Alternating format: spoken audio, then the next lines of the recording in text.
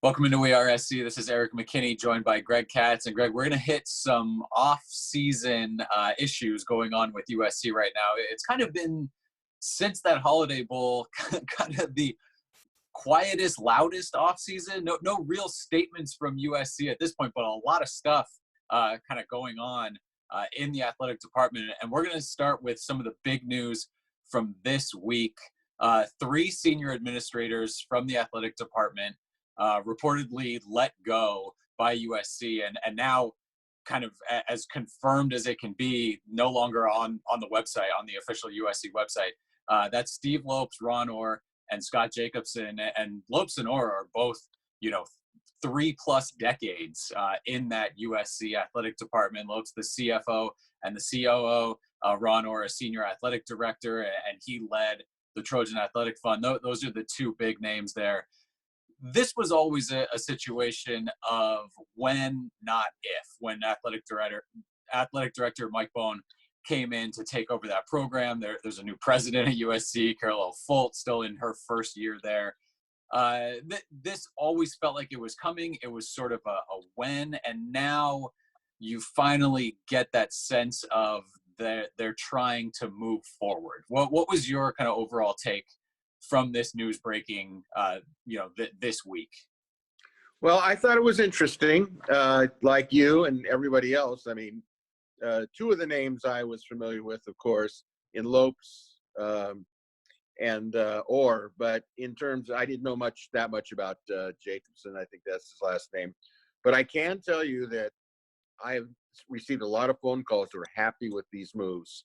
A lot of people had some very not nice things to say, not only recently, but in the past about both of them. I'll be honest with you. I don't think the general fan will get all that tuned in on this. They'll figure, okay, you're cleaning house. I think the only thing that the SC fans care about right now is Clay Helton. I think that is so paramount that everything you do is just like the shining light. While it's necessary to cleanse the department, I get it, support it, but the key issue here is this Clay Helton thing is really a distraction to maybe where they're going. Now they have a plan, but I don't think it's the plan that most people would like to see put in place. So I'm going to run through what I think the plan is and what I think sort of the analogy is. And then because we've talked a little bit before and off air here, I'm going to let you go ahead and kind of take a bat to it and knock it down. But what I see happening is it's a little bit like when you come in and you need to renovate a house. What you see from the outside when visitors come over, when people who don't live there, it's the curb appeal, it's the paint, it's all the final touches. But when you move in, you've got to check the foundation. You've got to check every single thing that goes into kind of the invisible aspects of the house. And it feels like this is one of those moves where kind of without, again, no public statements from President Folt or from Mike Bohn, athletic director, but it feels like what's getting put out there in these media reports about this is that exact thing. We need to go in and we need to find kind of the deepest root here and start digging out from there and getting things straightened up from the very bottom. And then as we go up to the top, all of that stuff I talked about, kind of the visible aspects of it where your average fan sees it, I think that's your head football coach at USC, the most prominent coaching position that you have as a school. So I can see and I can understand the idea of we're going to do this sort of step by step and evaluate every single position in the athletic department in the order that we feel is important. And apparently the importance for them was getting down to kind of these high-ranking positions and cleaning house from that point and moving forward. So in that sense, it kind of shines a little bit of light on the decision to keep Clay Helton, where it's like, we're not going to paint the walls and then check if all the studs are aligned. It's like we need to go back even further than that, take this down to the studs, to the foundation, and build up from there. That to me, what was the read on kind of these decisions happening here, combined with what we've seen at the head coaching decision. But I'm gonna open that up to you, because I know there's a lot of people that listen to that and say you can do a couple things at once, and it's not necessarily that you have to do them in that order. Well, I think we're all kind of relating back to the Bill Plaschke column that he did that came out today or yesterday, wherever you're watching this. The idea that all this information came out, Plaschke wrote it. There was no quotes from either Folt or Bone, but Plaschke wasn't writing it like this is solely his opinion. He was basically giving a party line. And what I took from it, and I believe that Bill has talked with these people, I have no doubt about it. What I took from it is we have to cleanse the department before we can deal with football. And I think that's really, really insulting in a lot of ways, because you can't walk and chew gum at the same time. I think the easiest decision they could have ever made, just looking at it from a very sterile viewpoint, is you remove Clay Helton, and all of a sudden you got people jumping up and down. You bring in a new coach, okay, so it's not Urban Meyer, okay, but you're going to get a lot of positive enthusiasm. And while you're doing that, you can still be cleaning house. I mean, how difficult is it to start cleaning house? Because the football issue really was the easiest one, because there was enough information, evidence that it was warranted for a football change. Now, if I'm Clay Helton and I'm reading this column, I'm not feeling real comfortable, because it was almost like, we'll keep you here until we get everything in place. And then unless you win the Pac-12, we're going to get rid of you.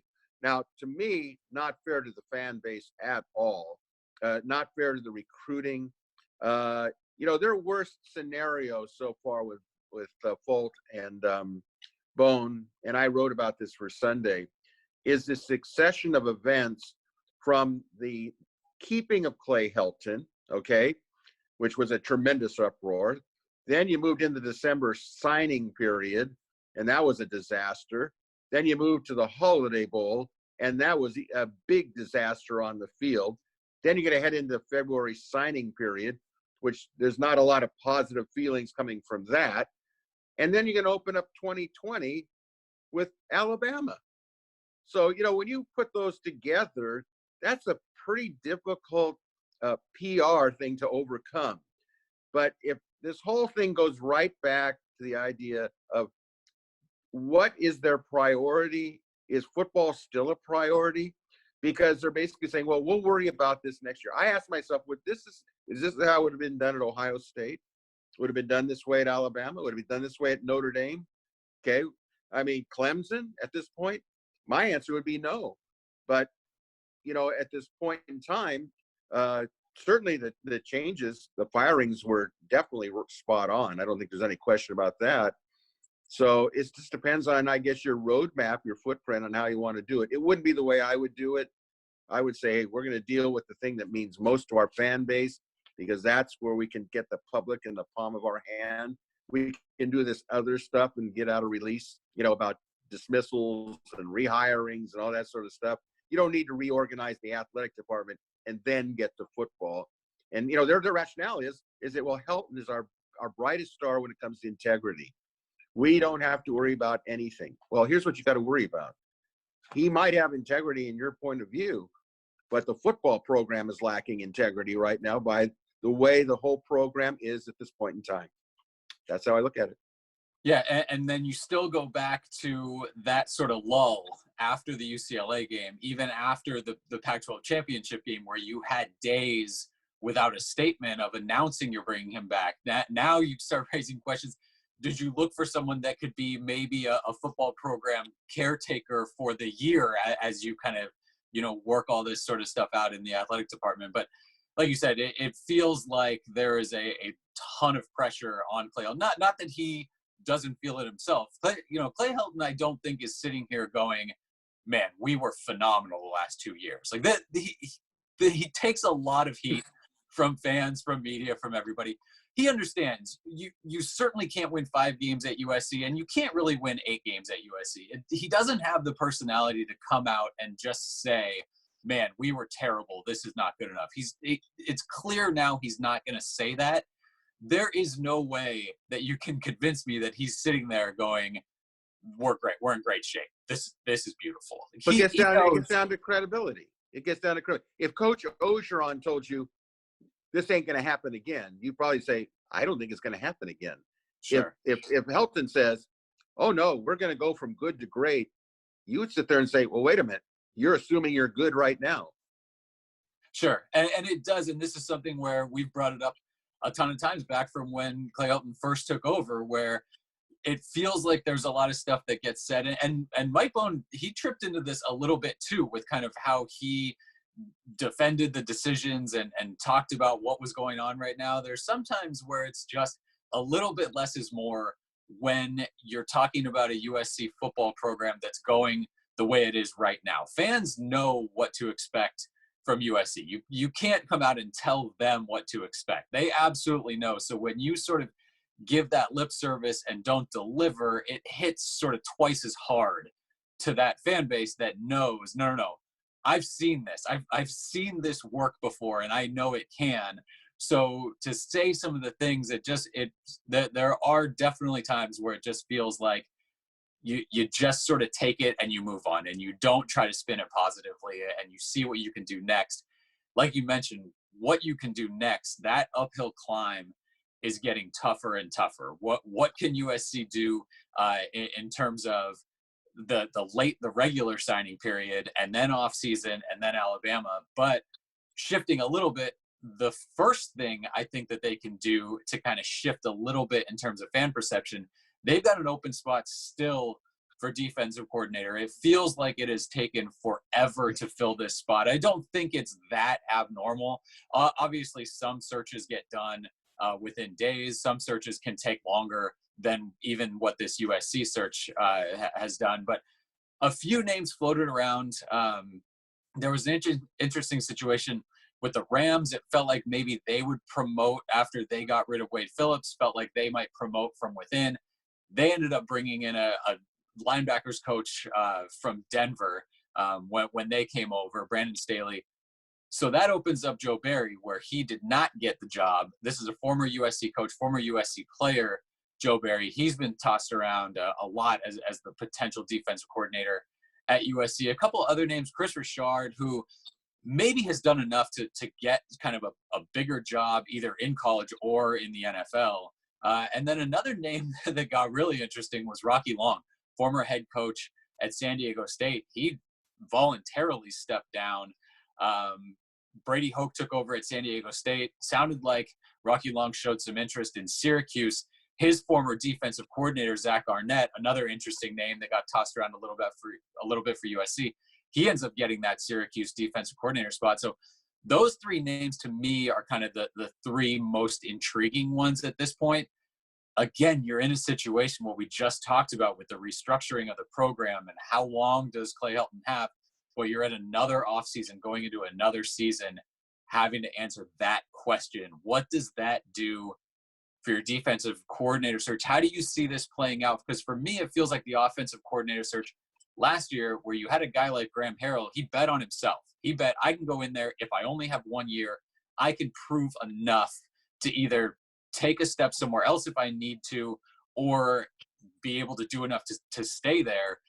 Feels like he did enough to stay there. Now, we can talk about his situation later, but I want to get your thoughts on the defensive coordinator spot right now. Still open, those names, but it hasn't been a lot of like, this is these are the 5 clear candidates, or these guys have interviewed. But your take on that right now. Well, first of all, let me say this: no matter who they hire, it's all roads still lead back to Helton. Okay, you could argue that all they're doing is rearranging the chairs on the deck of the Titanic.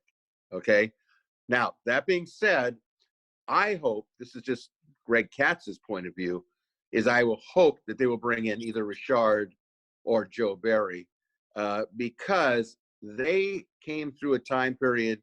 They know what the expectations are. People are always we got to hire somebody from the outside. No, I think at this point, we've seen what happens when you hire from the outside. Folt, you can also throw Bone in there. They stumble around because they really don't have the passion yet to feel the fan base. And to, if all you've been driving around is a a Buick, and somebody hands you a Maserati, you can't pretend to know how to drive it. You have to kind of work your way into it. And my thing is, if you hire Richard or you hire Barry, they know USC football. Richard, I think, is an up and coming star for the college game. He may see this as a possible chance to, put his hat in the ring, so to speak, for, future USC head coaching position. I don't know, but I do know this. The thing that the new defensive coordinator will have, like Graham Harrell had, is there's nowhere to go but up. Okay. Anything that Graham Harrell did, and we can talk about this later if you want, was an improvement. But was it so big an improvement that they won, the Pac-12? No. Was it a big enough improvement to get to the Pac-12 championship game? No. But it was an improvement. So everybody's standing up, giving him an ovation. So if you're going from 0 to 5, it's a win-win. You're just going to move up. The question with the defensive coordinator is, what kind of an attitude is this person going to bring? What kind of fundamentals is this guy going to demand? Okay.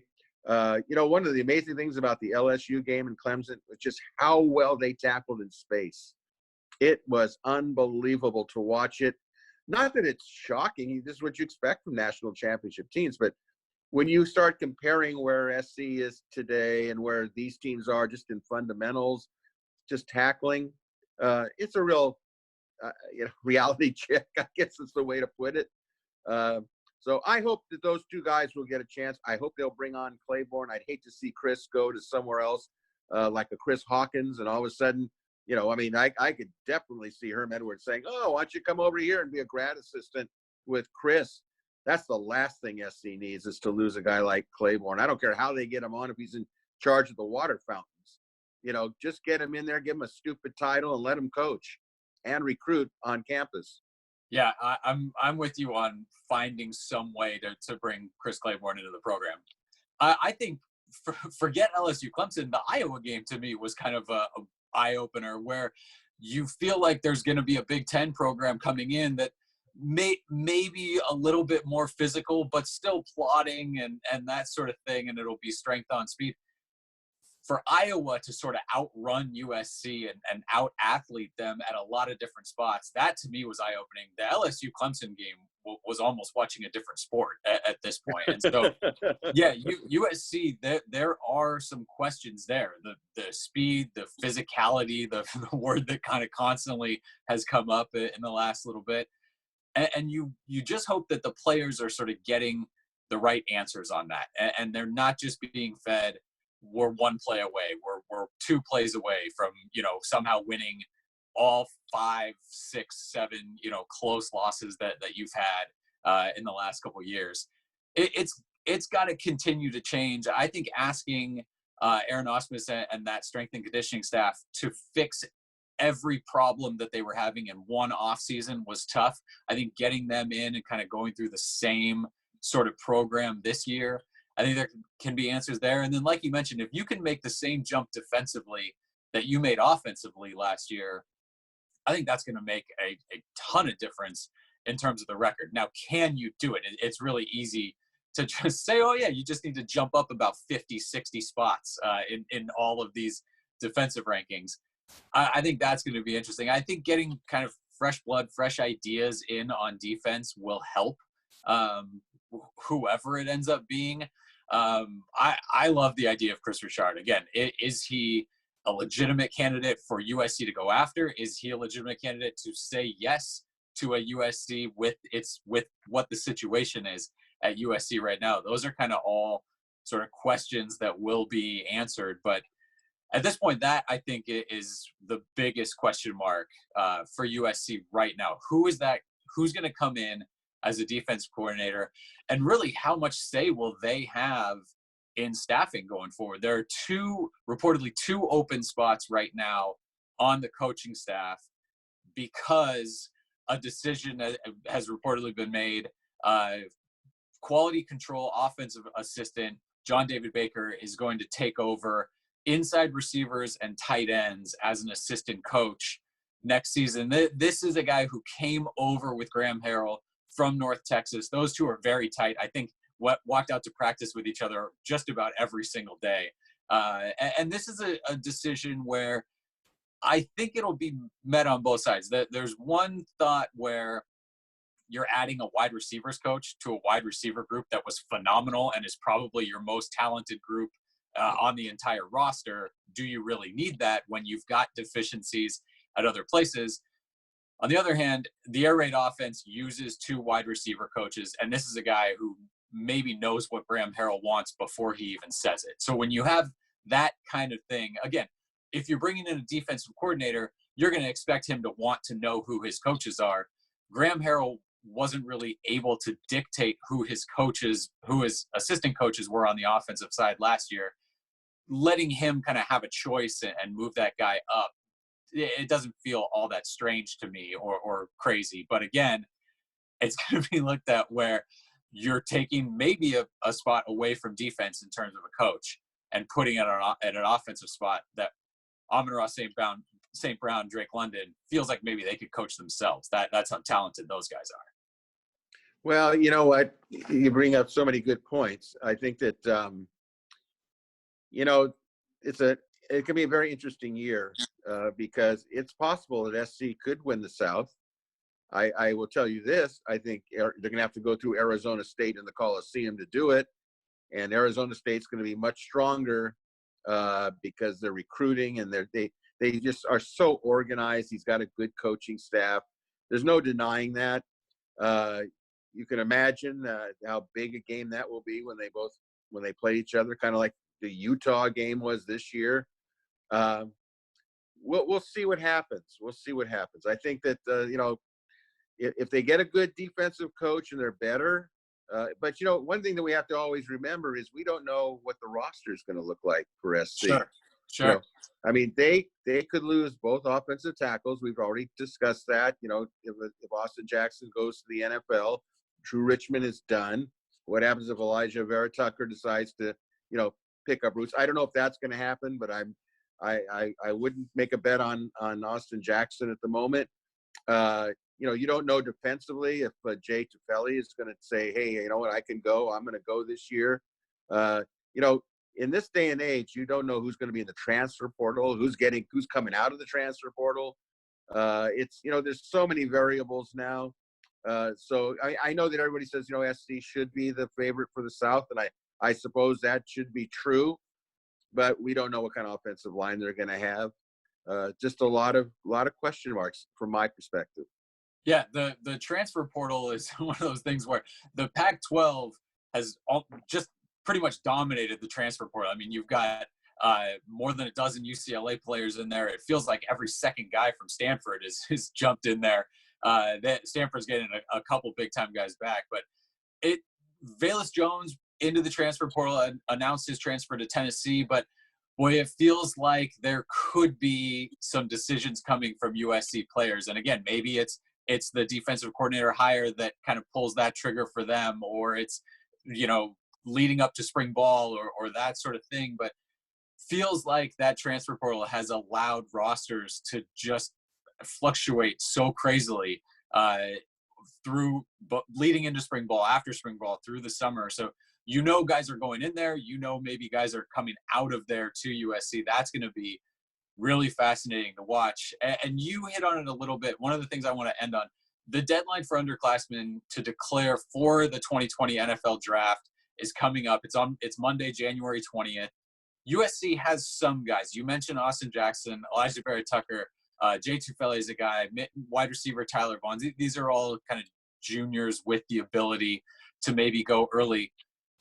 Putting you on the spot right now, do you see those guys jumping? Anybody, or I guess maybe not will they jump, but do you think they should? Are there guys that should go early? Are there guys that absolutely should come back? I think they all should come back. That's just my opinion. I think Austin Jackson, if he's assured he's going to be a first-round draft pick, I guess you would say I almost have to go if I'm going to be a first-round left tackle. But the way he was performed in the Holiday Bowl, against Iowa was like, whoa, maybe you want to think this over before you jump. But if the money's there, you can't blame him. I think that Tyler Bonds, if he looks at Michael Pittman Jr. and sees what it did for Michael Pittman Jr. to come back for his senior year, and I think Pittman was probably more physically advanced at this stage than Bonds. But, when these guys get visions of the NFL in their head, it's almost like the beckoning of the sirens on the rock in Greek mythology, and they can't help themselves. Generally you can say, well, I can understand if he goes, but I think the only one that legitimately should be thinking of going maybe is Jackson, only because if he's a first round draft pick. If he's not, dude, you can use another year, believe me, to dominate people that are going to be high draft picks if you get matched up against them. I think that's a big point for Austin Jackson. I think he needs to get a realistic idea of how much will that Holiday Bowl kind of come into play? Because when AJ Vanessa, the Iowa defensive lineman, he declared early when he's taken probably in the first round, when they show his film, there's going to be a few plays from that Holiday Bowl on his highlight reel. And so, no, you don't want to make a big statement about one game. His career, Austin Jackson's career at USC was not one game. But if you're a potential first-round guy and you're matched up against a first-round guy, is that weighted in the minds of teams? And I think he needs to get a serious answer, because he's going to test just fine. His character issues are absolutely non-existent. He's going to blow teams away in the interviews and all that kind of stuff if he does go. But I think that the idea where you're going to measure in like a first-round pick, but you're going to be kind of, slotted down when they look at how did you do matched up against elite defensive ends. I think that could be a question. I think that's another guy who could come back. And like you said with Michael Pittman, when you come out, you can just see with some guys, when they go from junior year to senior year, you talk a lot about that first year to second year being the biggest kind of physical transformation, but that kind of that mental transformation from junior year to senior year, when guys just kind of have that last little switch to flip. We saw that with Michael Pittman in the spring. The first day he came out for spring ball, you could point to that guy and go, that guy is having a huge senior season. And that clearly helped him a ton going into this draft. So I think a lot of these guys have that potential to come back and do that their senior year and really put a strong product on the field. I mean, you're going to get a lot of people that say, Bud Helton, and kind of, can they fix all the problems? You still talk about turnovers, you still talk about penalties, but there's a chance that some talent comes back, especially if these seniors come back. So I think we're on the same page, wanting to see these guys come back and put those senior seasons together and really kind of take best foot forward into the NFL draft the following year. Yeah, I don't think it's about for old SC that they should come back per se, but really for their own player development, another year would be probably advantageous for most of these guys. And remember one thing about Austin Jackson, he's been performing in the air raid offense, okay? How the NFL decides, how does that translate where he is compared to the NFL game, so to speak? They Sure. might sit there and say, look, you know what? Maybe he didn't perform as well in the Holiday Bowl, but look at the offense he was in. Look at our needs. We can coach him up at the NFL level. We know what's there. That will play into it as well. Yeah. All right. Well, that's our look at what has happened so far in the offseason. Certainly not the last one of these offseason looks that we're going to take. So for Greg Katz, this is Erik McKinney. Thanks for watching WeAreSC.